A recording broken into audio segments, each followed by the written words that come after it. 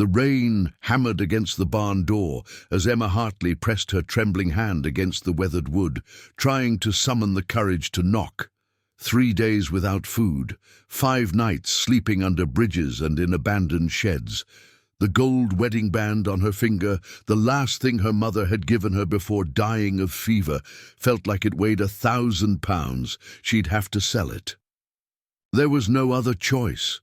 Through the crack in the door, she could see warm lamplight spilling across hay bales and the silhouette of a man mucking out stalls. His shoulders were broad beneath a worn flannel shirt, moving with the easy rhythm of someone who'd done this work 1,000 times. This was her last chance. The town of Redemption Springs had 3 farms, and the other 2 had already turned her away with suspicious glares and muttered words about women traveling alone. Before I continue, I'd love to ask you to take a moment to subscribe to our channel and give this video a like. It truly means the world to us and helps us bring you more quality Western romance content. I'm curious, where are you listening to this story from today? Emma knocked, the sound barely audible over the storm. The man straightened, turned, and she found herself looking into the most startling blue eyes she'd ever seen. The color of a summer sky just before dusk. His face was weathered and angular, with a scar running along his jawline that somehow made him more striking rather than less. He had to be in his early 30s, and there was something solid about him, immovable as the mountains. "Help you, miss?" His voice was deep, careful. Her voice cracked. She swallowed hard, forcing herself to meet his gaze. "I'm looking for work, sir. Any work. I can cook, clean, mend clothes, tend animals. I don't need wages, just a place to sleep, somewhere dry." His eyes traveled over her, not in the way men in saloons had looked at her during her desperate journey, but assessing, concerned. Her dress was mud-splattered and torn at the hem. Her auburn hair hung in wet tangles around her face. She knew she looked like exactly what she was, a woman at the end of her rope. "You running from something?" he asked quietly. "Someone," she admitted. "My stepfather arranged a marriage to a man who—" She couldn't finish. The bruises on her ribs where Silas Blackwood had grabbed her during their one meeting still ached.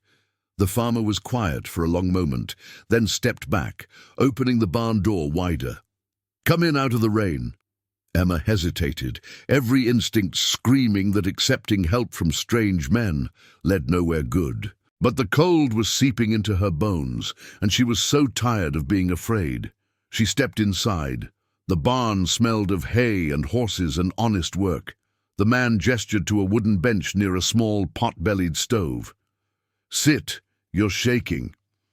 As she sank onto the bench, he draped a rough wool blanket around her shoulders. The warmth was almost painful. "Name's Jacob Tanner," he said, crouching down to stoke the fire. "This is my farm, 100 acres, mostly wheat and some cattle. Lost my wife 2 years back to cholera." He said it plainly, without seeking pity. "Been working it alone since." "Emma Hartley." She twisted the ring on her finger. "I can work, Mr. Tanner. I promise I won't be a burden. I just need—" "A roof," he finished. He stood, studying her face. "And I need help. Harvest is coming, and there's more work than one person can manage." He paused. "But I won't have you working yourself to death thinking you owe me something. This is a fair trade, you understand? You help with the work, and you get room and board, that's it." Emma felt tears prick her eyes. "I have this." She started to pull off her mother's ring. "It's gold. Real gold. I can give you—" "Keep it." His voice was firm but not unkind. He moved to a shelf and pulled down a tin, opening it to reveal bread and cold chicken. "Eat first. We'll talk about the work tomorrow."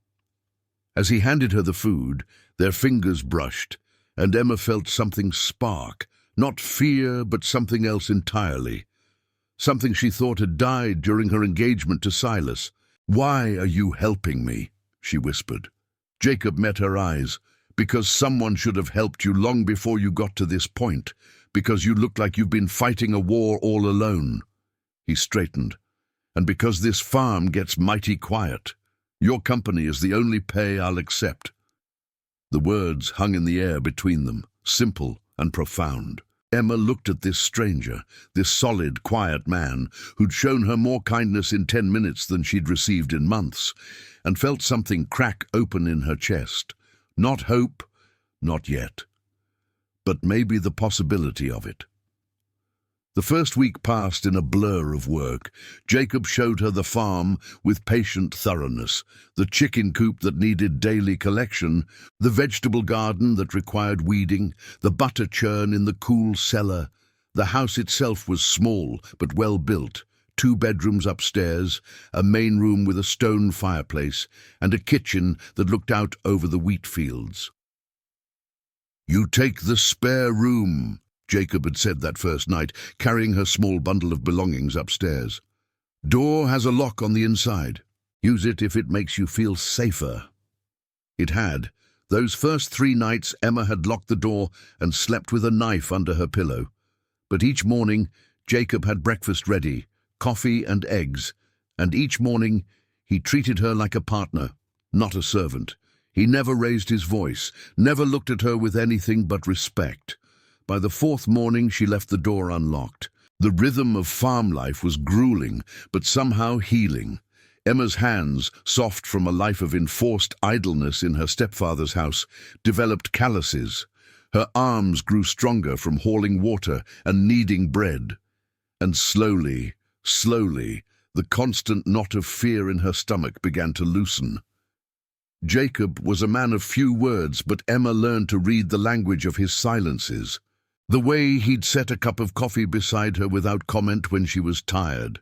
How he'd take over the heavy work without making her feel incapable. The small half-smile that appeared when she successfully fixed the squeaky hinge on the chicken coop. "You're good at this," he said one evening, as they sat on the porch after supper, watching the sunset paint the wheat fields gold. "The work, I mean natural farmer. I like it," Emma admitted. "Feels honest, like what I do matters." She paused. "In my stepfather's house I was just furniture, something to be arranged and sold." Jacob's jaw tightened. Any man who treats a woman like property isn't a man. He's a coward. The vehemence in his voice surprised her. "Your wife," Emma said carefully. "What was she like?" "Sarah." His voice softened. "She was sunshine and laughter, made this old place feel alive." He was quiet for a moment. "But she's gone, and I learned you can't live in yesterday. You honor the dead by living well, not by dying alongside them." "Is that why you helped me to honor her?" Jacob turned to look at her, and in the fading light his blue eyes were intense. "I helped you because you needed help. Because I saw a woman worth saving, not from life, but for it. There's a difference." Emma's breath caught. The way he looked at her like she was something precious, something strong, made her feel exposed and seen in a way that terrified and thrilled her. "I should go in," she said quickly, standing. "Early morning tomorrow." Jacob nodded, but as she reached the door, he spoke again. "Emma? You don't owe me anything. I want you to know that." "I know," she whispered. But as she climbed the stairs to her room, she realized the debt she felt wasn't one of obligation. It was something far more dangerous. Gratitude turning into something deeper. The letter arrived on a Tuesday morning. Emma was collecting eggs when she heard the horse approaching. Jacob was in the far field checking irrigation lines, so she walked to the front of the house, shading her eyes against the sun. The rider was a marshal, his badge glinting silver. He dismounted with a tired sigh. "Morning, ma'am. I'm looking for Jacob Tanner. He's in the fields. Can I help you?" The marshal studied her face, and something shifted in his expression. "You wouldn't happen to be Emma Hartley, would you?" Ice flooded her veins. Why?" "Because there's a man looking for you. Silas Blackwood. Claims you're his fiancée, that you stole from him and ran away." The marshal's tone was neutral, but his eyes were sharp. That true? I didn't steal anything. Emma's voice shook despite her effort to control it. And I'm not his fiancée. My stepfather arranged it, but I never agreed. He's violent. He hurt me. Got proof of that? Emma's hand instinctively went to her ribs, where the bruises had finally faded. Not anymore. Miss Hartley, is there a problem here? Jacob's voice cut through the conversation like a blade. He was walking up from the field, his expression calm but his body language protective, as he positioned himself slightly in front of Emma. The marshal straightened. Jacob, didn't know you had company. Emma works for me. Has for nearly a month now. What's this about? The marshal explained about Silas, watching both their faces carefully. He's in Redemption Springs right now, Blackwood. Says she's legally bound to marry him, and he has the right to retrieve her. She's not property, Jacob said flatly, and she doesn't want to go. That's the end of it. It's not quite that simple. It is that simple. Jacob's voice was quiet but absolute. Emma is under my protection. If Blackwood wants to dispute that, he can try, but he won't succeed. The marshal sighed. Jacob, I know you. You're a good man, but this could get messy. Legal contracts, family claims. Did she sign anything? Jacob demanded. Well, no, but then there's no contract. Jacob turned to Emma. Do you want to go with him? No. The word came out stronger than she expected. Never. Jacob looked back at the marshal. There's your answer. After the marshal left, with a warning that Silas wouldn't give up easily, Emma found herself shaking. Jacob guided her to the porch steps, his hand steady on her elbow. He'll come here, she whispered. Silas, he won't stop. I should leave. I'm putting you in danger. No.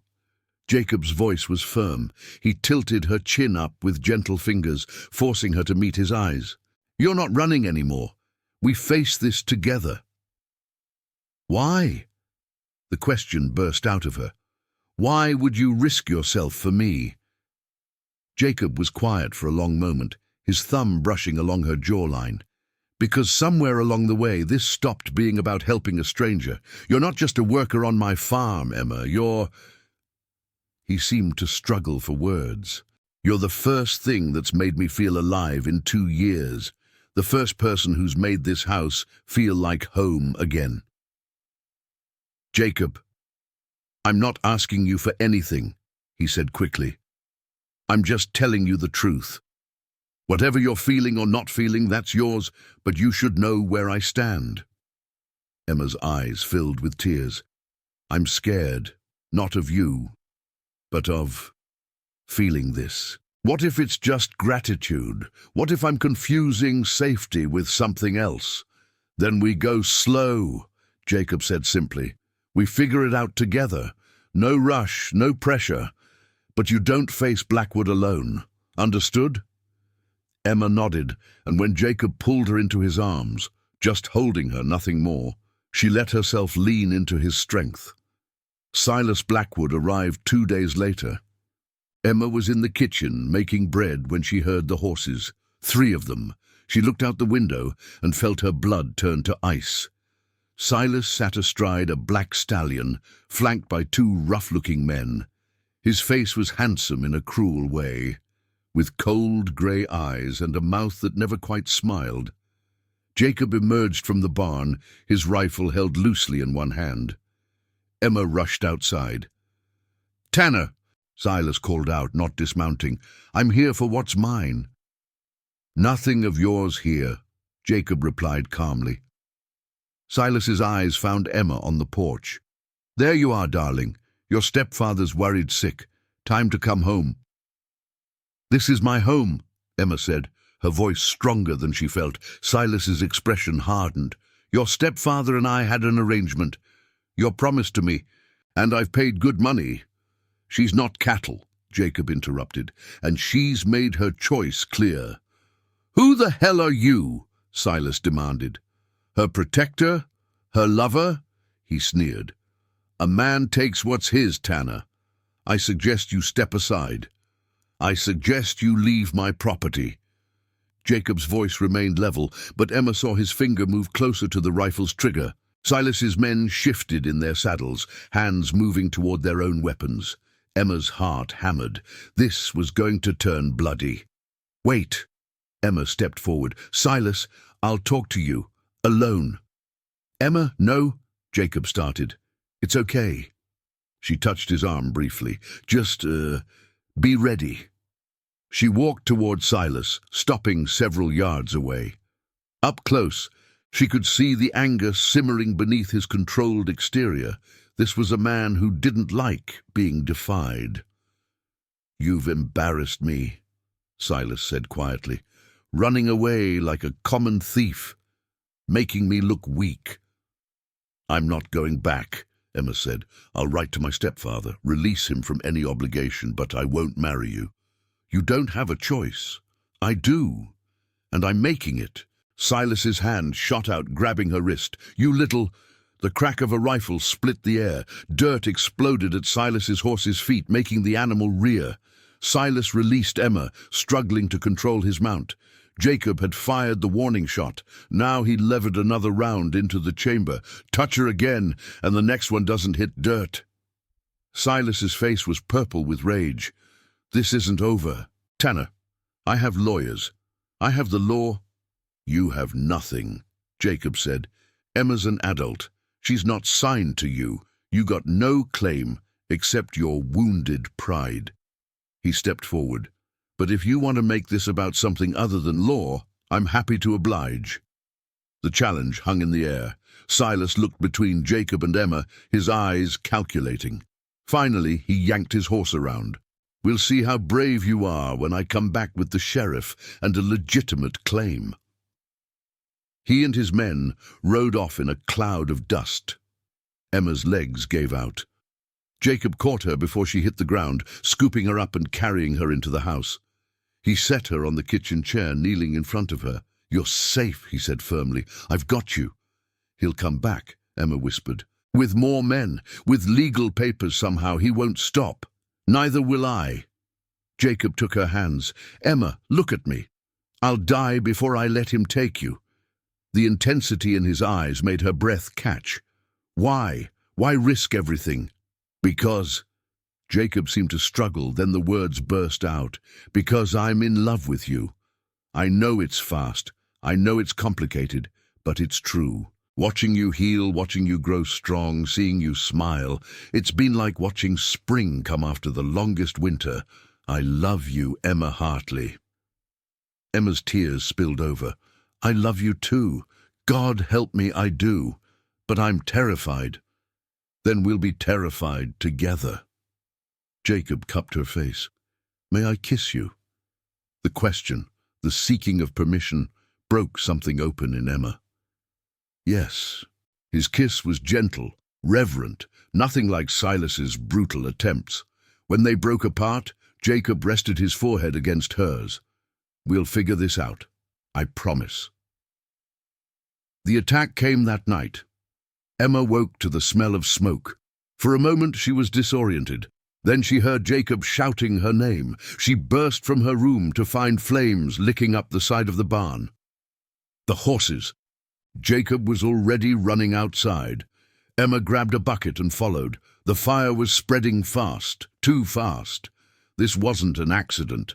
Through the smoke, she saw 3 figures on horseback at the edge of the property, watching. Silas. Jacob was in the barn, leading the terrified horses out one by one.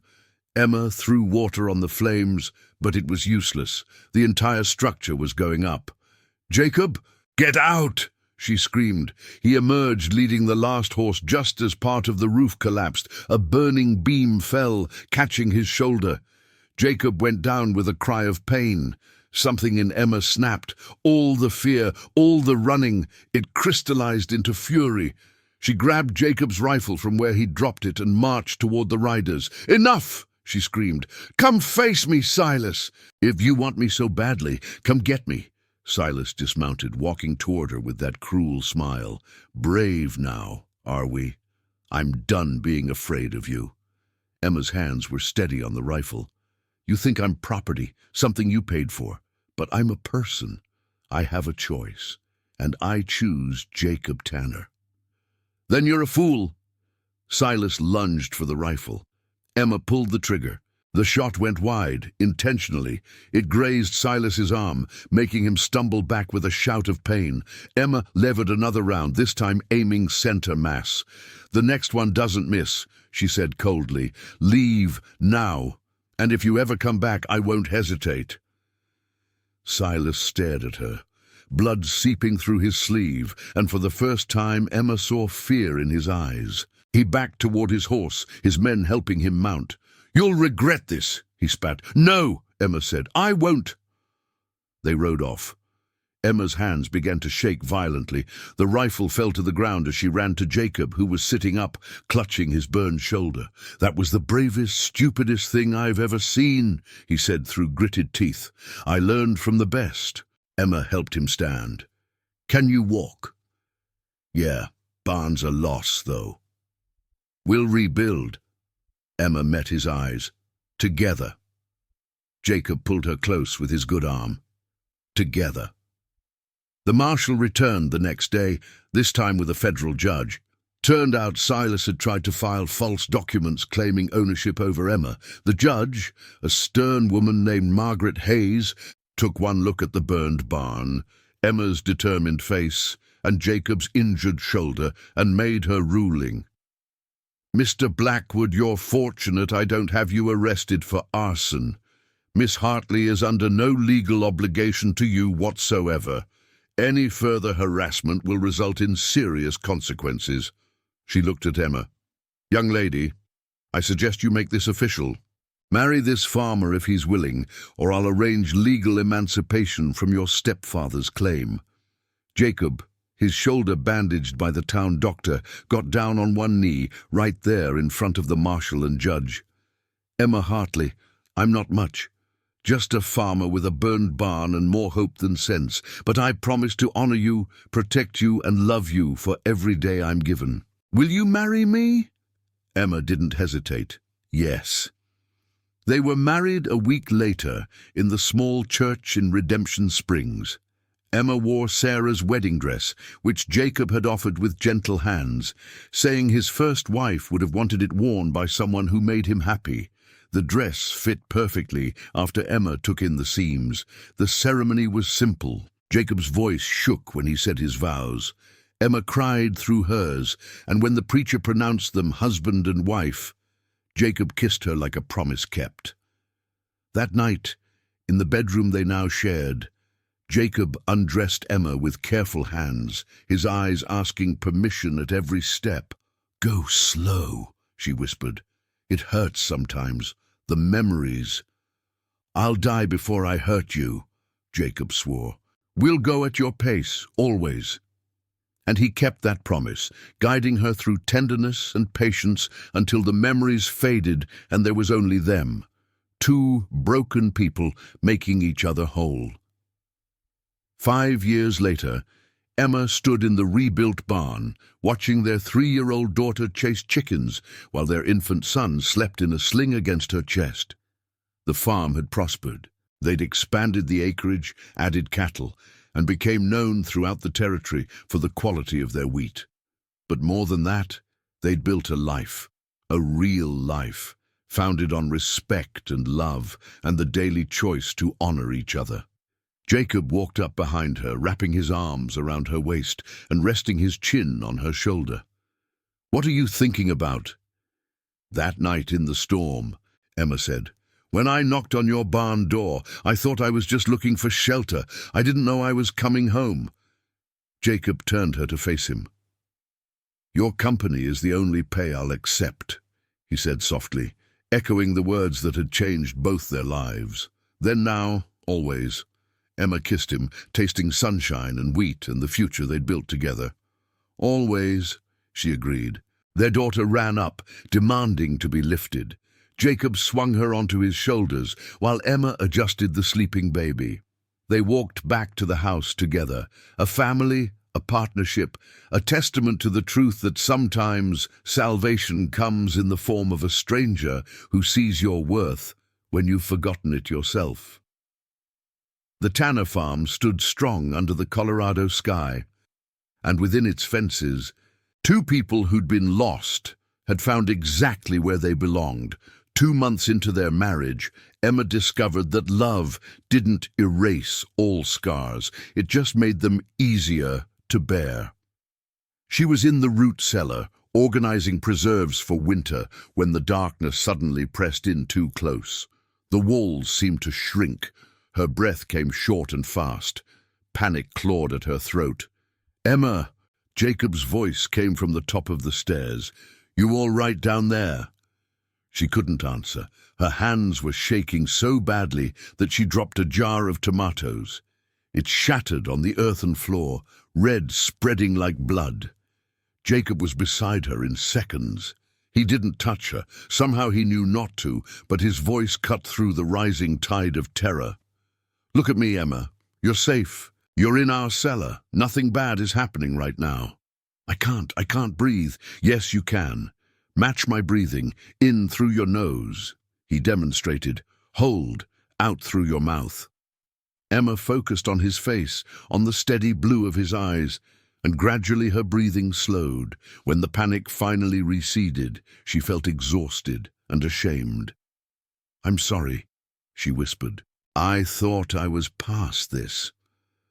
Jacob carefully picked glass shards from around her feet. "Healing isn't a straight line. Sarah used to have nightmares for months after her brother died.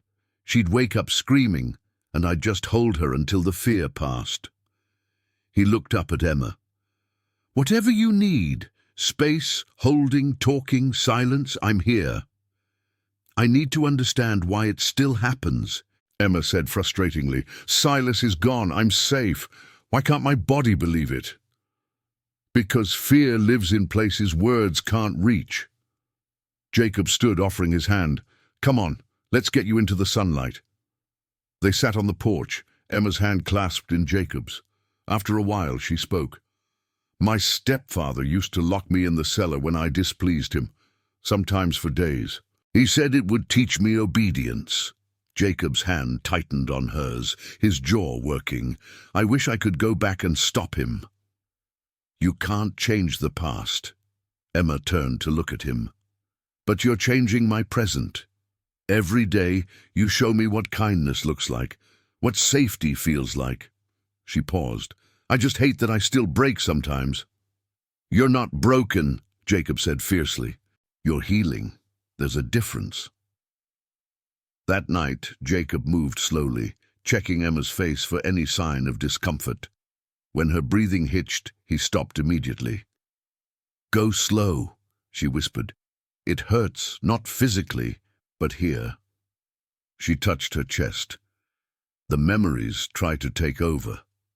"Then we stop," Jacob said simply. "We don't have to." "No." Emma pulled him closer. "I want this. I want you. I just need you to be patient with me." "I have all the patience in the world." Jacob kissed her forehead, her cheeks, her lips with exquisite gentleness. "We're not in a race, Emma. We have a lifetime." They loved each other slowly, carefully, with Jacob whispering reassurances and Emma gradually relaxing into trust. And when Emma finally let go of the fear, when pleasure replaced panic, she cried, not from sadness, but from the profound relief of reclaiming something Silas had tried to steal. Afterward, Jacob held her close. "Thank you," he murmured against her hair. "For what?" "For trusting me, for letting me love you." He pulled back to look at her. "I know it's not easy." Emma traced the scar on his jaw. "Nothing worthwhile is, but you're worth every difficult moment." The trouble started when Jacob's younger brother showed up unannounced in early autumn. Thomas Tanner was everything Jacob wasn't. Charming, reckless, and perpetually in debt.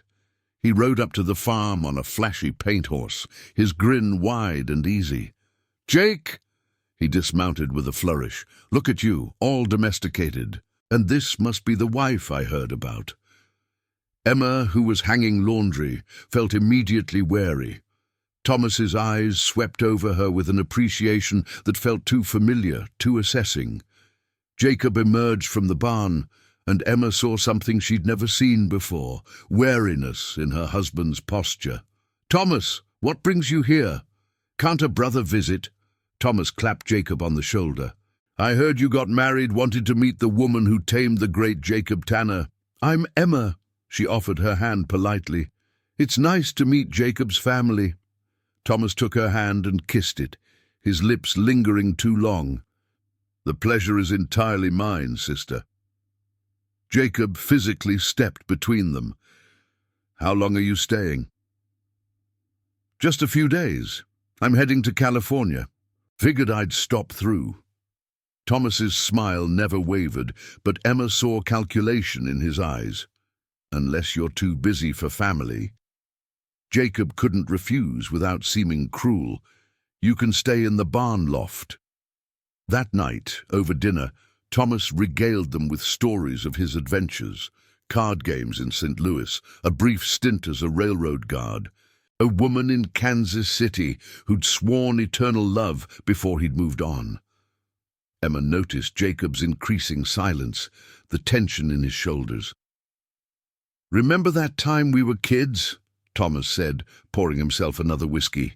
"And Pa caught you with his rifle? Said you were too serious, too responsible?" He laughed. "Some things never change." "Some things should," Jacob said quietly. After Thomas retired to the barn, Emma found Jacob standing on the porch, staring at the stars. "You don't like him," she observed. "I love him. He's my brother." Jacob sighed. "But Thomas has a way of bringing chaos wherever he goes. When we were younger, I always ended up cleaning up his messes." Emma took his hand. "What kind of messes?" "Debts, angry husbands, stolen property he borrowed." Jacob looked at her. "I don't want that chaos touching you." "Then we'll be careful," Emma said. "But you can't turn away family." "I can, if it means protecting you." The conviction in his voice warmed her. "We'll figure it out together, remember?" Jacob pulled her close. Together. But Emma's unease proved justified. 2 days later, 3 rough-looking men rode up to the farm, demanding to see Thomas Tanner. "He owes us money," the leader said, a scar-faced man with dead eyes, $2,000 from a card game in Denver. "Thomas doesn't have that kind of money," Jacob said. "Then someone needs to pay." The man's eyes slid to Emma, then to the farm. "Nice property you got here." Thomas appeared from the barn, his usual swagger diminished. "Carson, I can explain. You cheated," Carson said flatly, "and then you ran. That's 2 offenses." "I didn't cheat. I just got lucky." Carson drew his pistol. "You got 3 days to come up with the money. Otherwise, I start taking payment in other ways." He looked meaningfully at the barn, the house, Emma. After they left, Jacob turned on his brother. "What did you do?" "I got dealt a good hand." "How was I supposed to know Carson was connected to the Daltrey gang?" Thomas ran his hands through his hair. "I'll figure something out, Jake. I always do. Not this time." Jacob's voice was ice. "Those men will kill you. Or worse, they'll burn us out like Silas tried to do." Emma felt cold. They'd barely rebuilt. They couldn't afford another disaster. "I'll leave," Thomas said. "Tonight. Lead them away from here. They'll follow the trail right back here once they catch you," Jacob said. "No, we need another solution." Emma spoke up. "How much money do we have saved?" "Emma, no," Jacob started. "How much?" "About $800, Jacob admitted, "for expanding the herd next spring. Then we need 1,200 more in 3 days. Emma's mind raced. "We could sell some cattle." "Not enough time. Buyers need to be contacted, deals negotiated." Jacob paced. "There might be another way." He looked at Thomas. "Where's the horse?" "What horse?" "The paint you rode in on. That's a $200 animal if it's worth a dime." "Where'd you get it?" Thomas shifted uncomfortably. Won it. Same game. So, it's rightfully yours in Carson's eyes. Jacob nodded. We sell it. That's 200. I can get 500 for our best bull. Harrison's been asking about him. That leaves 500. The wheat harvest money, Emma said quietly. We just got paid. Jacob looked torn. That's for repairs, for winter supplies. It's for keeping us alive, Emma said firmly. And we won't be alive if the Daltrey gang decides to make an example of us. She turned to Thomas. After this, you leave, and you never come back bringing trouble. Thomas nodded, looking genuinely ashamed. I'm sorry, Emma. Jake, I never meant... I know. Jacob's voice was weary. You never do. The next 3 days were a blur of frantic activity. Jacob sold the bull to a neighboring rancher. Emma emptied their cash box, counting every dollar 3 times. Thomas, to his credit, helped with the hardest physical work, as if labor could atone for his mistakes. On the 3rd day, Carson returned with his men. Jacob met them with a leather pouch heavy with coins and bills. Carson counted it slowly, deliberately. When he finished, he looked at Jacob with something like respect. You covered your brother's debt. That says something about you. It says I keep my word, Jacob replied. Now leave my property and don't come back. Carson nodded. Fair enough, but Tanner... He gestured to Thomas. He shows his face in Denver again, and no amount of brotherly love will save him. After they left, Thomas packed his saddlebags. He approached Emma first. I'm sorry I brought danger to your door. Just be better, Emma said. Jacob deserves a brother he can be proud of. Thomas's throat worked. I'll try. He turned to Jacob. I don't deserve you. No, you don't. Jacob's voice was hard. But you're still my brother. So I'm going to tell you something, and you're going to listen. The running stops being exciting. Thomas, one day you'll wake up and realize you're alone because you never stayed anywhere long enough to build something real. He gestured to the farm, to Emma. This, right here, this is what matters. Find your own version of it. Thomas nodded, mounted his horse, and rode away. Emma and Jacob watched until he was a speck on the horizon. Think he'll change? Emma asked. I don't know. Jacob pulled her close. But I know we will. We'll rebuild the money, we'll strengthen the farm, and we'll do it together. Emma leaned into him. Together. That night, as they lay in bed, Emma felt Jacob's tension. What are you thinking? That I almost lost you today. If Carson had decided to take you as payment... His arms tightened around her. But he didn't. We're safe. This time, Jacob rolled to face her. Emma, this life... It's not always going to be safe. There are droughts, harsh winters, dangerous men. Can you live with that? Emma touched his face. I lived in terror every day in my stepfather's house. I lived in fear on the road, but here with you, even when there's danger, I'm not afraid. Because whatever comes, we face it together. You're braver than anyone I know, Jacob said. I learned from you, Emma replied. She kissed him slow and deep. Now stop worrying and love me. He did, with a desperation born of almost loss, and Emma met him with equal intensity. And in the aftermath, tangled together in the darkness, they made silent promises to never take each other for granted. Winter came hard that year. By December, snow was piled 3 feet high around the house. The wind howled like a living thing, and temperatures dropped so low that water froze in the kitchen overnight. Emma and Jacob worked constantly just to keep the animals fed and the house warm. But Emma discovered she loved winter, the forced stillness, the way the world contracted to just the two of them and the farm. They spent long evenings by the fire, Jacob teaching her to read maps and Emma teaching him to play the harmonica she'd found in a trunk of Sarah's things. Sarah couldn't carry a tune to save her life, Jacob said with a fond smile, but she loved music. Tell me about her, Emma said. Not because I'm jealous, but because she was part of making you who you are. So Jacob told stories. How Sarah had accepted his proposal after knowing him only 2 weeks. How she'd insisted on painting the bedroom yellow because it reminded her of daffodils. How she'd died so quickly that he hadn't had time to say goodbye. I was angry at her for a long time, Jacob admitted, for leaving. Stupid, I know. Not stupid, human. Emma took his hand. Do you think she'd approve of me? I think she'd love you, and I think she'd be grateful you made me laugh again. On Christmas morning, Emma woke to find a small wooden box on her pillow. Inside was a delicate silver locket.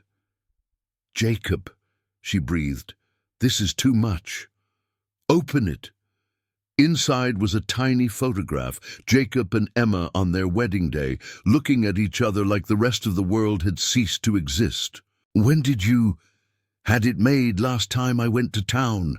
Jacob fastened it around her neck. So you always have proof that someone sees you, really sees you. Emma's eyes filled with tears. I love you so much it scares me sometimes. Good, Jacob said. I'd hate to be the only one terrified by how much I care. They made love in the winter sunlight streaming through the window, unhurried and tender, and afterward Emma gave Jacob his gift, a new leather-bound journal. For your observations, she explained. You're always noting weather patterns, crop yields, animal behavior. You should write it down, maybe start a legacy. Jacob traced the embossed initials on the cover, JLT, Jacob Lee Tanner. A legacy, he repeated thoughtfully. You think about that? Children. Emma had been avoiding the thought. Do you want them? With you, yes. Jacob pulled her close. But only when you're ready. No pressure, no expectations. I'm scared, Emma admitted. My mother died giving birth to me. What if... Then we'll deal with it, together. He kissed her forehead. And Emma, you're nothing like your mother's situation. She was alone in poverty, without proper care. You have me, you have this farm, you have Doc Martinez in town, who delivered half the babies in the territory. It's not just fear of dying, Emma said quietly. It's fear of being a mother. What if I'm like my stepfather? What if I hurt them? You won't. Jacob's voice was absolute. You know what abuse looks like, feels like. You'll recognize it and stop it. That's already more than most people have. Emma let herself imagine it. A child with Jacob's blue eyes, a daughter who'd never know fear in her own home, a son who'd be taught gentleness and strength in equal measure. Maybe someday, she said. Not yet, but someday. Someday works for me, Jacob agreed. The peace lasted until early February, when Emma found blood on her undergarments. At first she felt relief. She wasn't pregnant, which meant one less thing to fear. But the blood didn't stop. It kept coming, accompanied by cramping pain that doubled her over. Jacob found her on the bathroom floor, pale and shaking. How long? He demanded. 2 days. Emma, why didn't you tell me? He was already lifting her. I thought it would stop. It always stops. Jacob carried her to the bedroom, bundled her in blankets, and rode through the snowstorm to fetch Doc Martinez. The doctor arrived 2 hours later, a stern Mexican woman in her 60s who'd seen everything. After examining Emma, Doc Martinez sat on the edge of the bed. You're not pregnant, mija, but you're bleeding too much. Could be a dozen things, some serious, some not. What do I do? Emma asked. Rest. Drink beef broth for the iron. Take this medicine twice daily. She handed over a small bottle. And if the bleeding doesn't stop in 3 days, or if you develop fever, you get Jacob to bring you to my clinic, understand? Emma nodded. After Doc Martinez left, Jacob sat beside her, his face drawn. I'm fine, Emma said. Women's issues, that's all. Don't do that. Jacob's voice was rough. Don't minimize it. You were in pain for 2 days and didn't tell me. Because you worry, because you have enough to handle with the farm. The farm means nothing if you're not here. Jacob took her hands. Emma, you are my priority. Always. Before crops, before cattle, before everything. Do you understand? Emma felt tears slip down her cheeks. I'm not used to mattering to someone. Get used to it, Jacob said fiercely, because you matter to me more than breathing. He nursed her through the next 4 days with stubborn devotion. He brought her broth, changed her bedding, sat beside her reading aloud from the journal entries he'd started, and slowly Emma healed. On the 5th day, she woke feeling stronger. Jacob was asleep in the chair beside the bed, his head at an awkward angle, dark circles under his eyes. Emma reached out and touched his hair. He woke instantly. How do you feel? He asked. Better. Thanks to you. Emma shifted over in the bed. Come here, you need rest too. Jacob climbed in beside her, fully clothed, and pulled her carefully into his arms. Scared me, he mumbled into her hair. Scared me too, Emma admitted. The thought of leaving you. Don't. I'm not ready to learn how to live without you. Then it's a good thing you won't have to, Emma said. We're going to grow old together, Jacob Tanner. You and me and this farm. And maybe someday a couple of kids running around, Jacob added. Emma smiled against his chest. Maybe someday. They fell asleep like that, tangled together in the winter afternoon light. 2 people who'd learned that love wasn't just passion, it was showing up every day, especially on the hard ones. Spring arrived with explosive color and new challenges. The snow melted, revealing winter damage, part of the fence line down, 3 shingles blown off the barn roof, and a family of foxes that had taken up residence in the chicken coop. Well, Jacob said, surveying the damage, at least it's not another fire. Emma laughed. They'd both learned to find humor in adversity.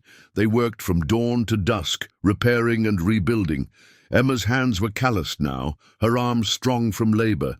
She could rope a wandering calf, shoot a rattlesnake threatening the chickens, and haggle with merchants in town for better prices on supplies. You've become quite the frontier woman, Jacob observed one evening, as Emma skinned a rabbit she'd caught for dinner. Had a good teacher. Emma smiled at him. Remember when I first arrived? I could barely boil water without burning it. You've come a long way. Jacob pulled her close, heedless of the rabbit blood on her hands. And I'm proud of you. The tender moment was interrupted by the sound of horses approaching. Emma and Jacob exchanged glances. Visitors were rare and often meant trouble. But the woman who rode up was anything but trouble. She was elderly, perhaps 70, with steel-grey hair and eyes that missed nothing. Behind her rode a younger woman, maybe 20, with the same sharp gaze. Jacob Tanner, the older woman called. Yes, ma'am. Can I help you? I'm Margaret Thornton. This is my granddaughter, Ruth. We've just purchased the Simpson property to the east. You're our closest neighbors. Jacob relaxed visibly. Welcome to the territory. This is my wife, Emma. Margaret's eyes swept over Emma, taking in the work dress, the confident posture, the rabbit in her hands. Something like approval flickered across her face. You hunt? When necessary, Emma said. Good. A woman needs to know how to provide for herself. Margaret dismounted with surprising agility. We came to introduce ourselves and propose a partnership. Over coffee, Margaret explained. She and Ruth were building a ranch focused on breeding horses. We're good with animals, but we don't know wheat farming. I noticed your fields, quality crops. I'm proposing a trade.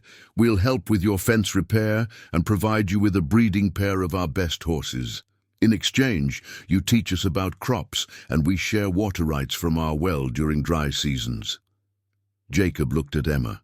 They'd gotten into the habit of making decisions together, and Emma appreciated that he waited for her opinion. It's a good offer, Emma said. But why approach us specifically? Margaret smiled. Because I asked around town. Everyone speaks highly of Jacob Tanner, says he's honest, fair, and doesn't cheat. That's rare enough.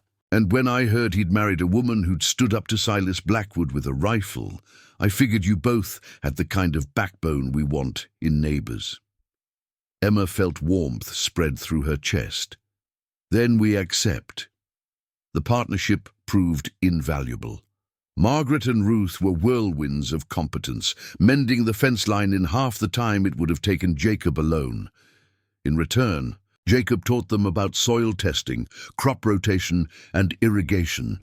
Emma found herself growing close to Ruth, who shared her love of riding and her determination to carve out her own place in the world. "Why'd you come west?" Emma asked one day as they worked together in the garden. "Grandmother wanted a fresh start after grandfather died," Ruth said. "But honestly, I wanted freedom. Back east, women are expected to marry well and look pretty. Out here, we can be more."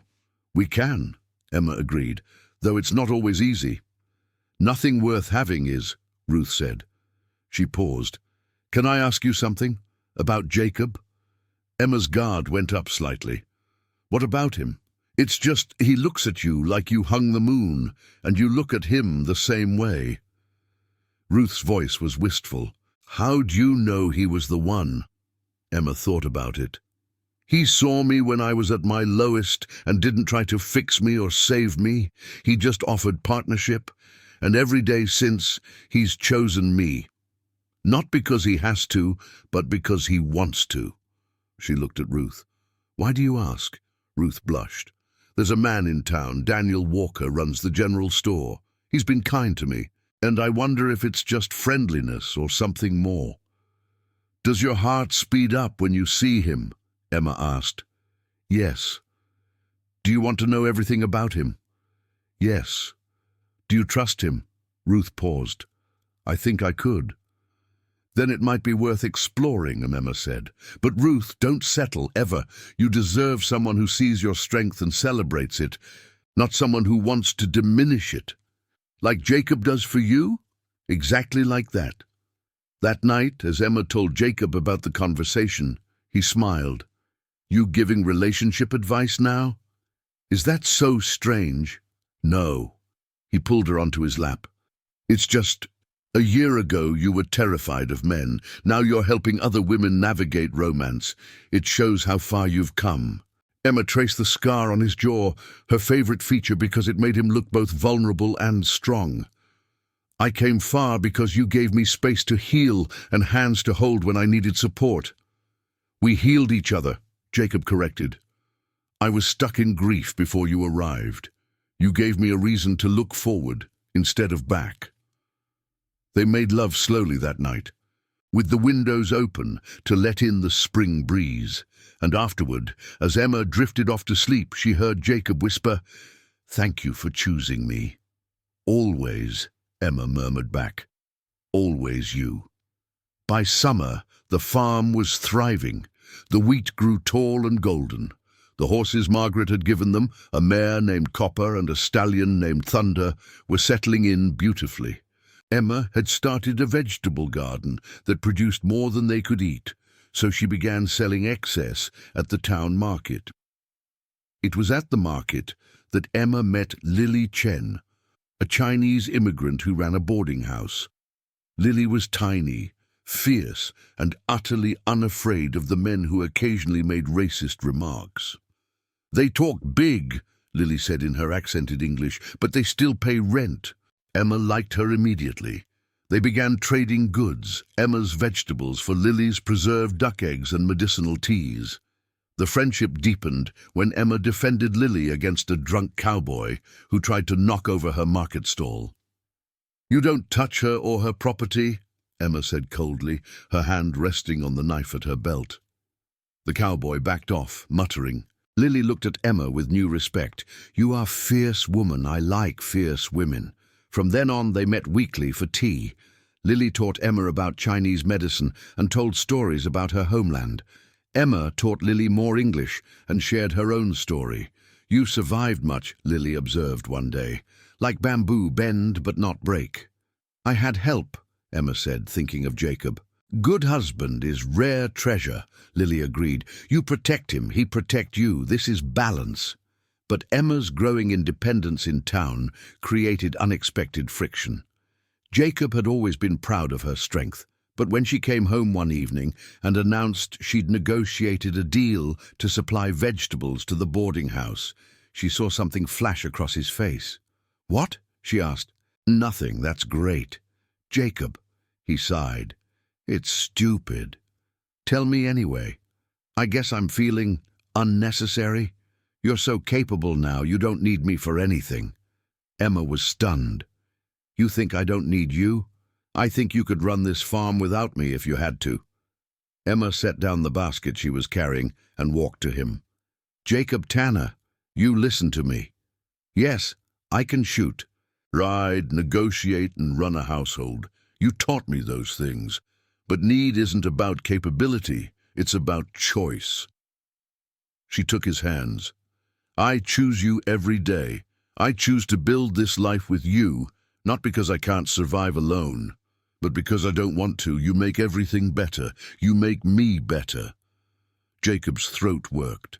"I just don't want to lose you to the version of yourself who doesn't need anyone." "That's not who I am," Emma said firmly. "I'm the version who knows her worth and chooses to share her life with someone who sees that worth. There's a difference." She kissed him, pouring all her conviction into it.